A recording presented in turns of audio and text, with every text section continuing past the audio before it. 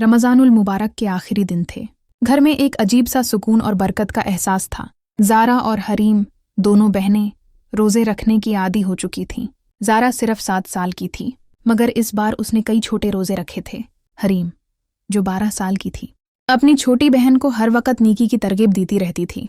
ज़ारा, आप भी, क्या रमज़ान वाकई ख़त्म होने वाला है?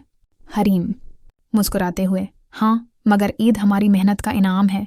अम्मी जानती थीं कि बच्चियों को शुरू से ही दीन की तालीम देनी चाहिए, इसलिए वो उनसे ज़कातुल फ़ितर के बारे में बात कर रही थीं। अम्मी, ईद से पहले हमें ज़कातुल फ़ितर देनी होती है ताकि गरीब लोग भी खुशी से ईद मना सकें। ज़ारा, पुरजोश अंदाज में, मैं भी किसी को अपनी ईदी का हिस्सा दूंगी। चांद रात आ गई और हर तरफ रोशनियों की बहार थी। ज़ारा और हरीम ने अपने हाथों पर मेहंदी लगाई और अम्मी के साथ ईद के कपड़े तैयार किए। ज़ारा, शरारती लहजे में, आप भी, मेरी मेहंदी ज़्यादा गहरी होगी। हरीम, हंसते हुए, देखते हैं सुबह किसकी मेहंदी ज़्यादा रंग लाती है। सुबह सवेरे सबने नए कपड़े पहने और ईद की नमाज के लिए तैयार हुए। ज़ारा अपनी गुलाबी अबाया में बहुत प्यारी लग रही थी और हरीम नीली अबाया में नहायत खूबसूरत लग रही थी।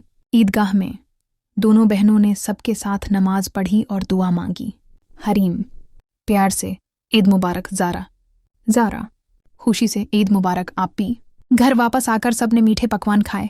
ज़ारा को उसके वालिद ने ईदी दी और उसने फ़ौरन अपनी अम्मी को याद दिलाया कि वह कुछ पैसे ज़कातुल फ़ितर के लिए देना चाहती है। हरीम, फ़ख्र से, माशाअल्लाह, तुमने बहुत अच्छा काम किया।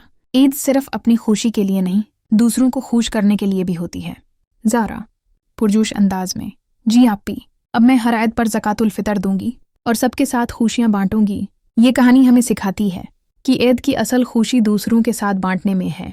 अल्लाह हम सबको हमेशा नेक काम करने की तौफीक दे, आमीन। अगर आपको ये वीडियो पसंद आई तो उसको लाइक और अपने दोस्तों के साथ शेयर करें और मज़ीद ऐसी वीडियोज़ के लिए हमारा channel Quran teaching classes subscribe करें।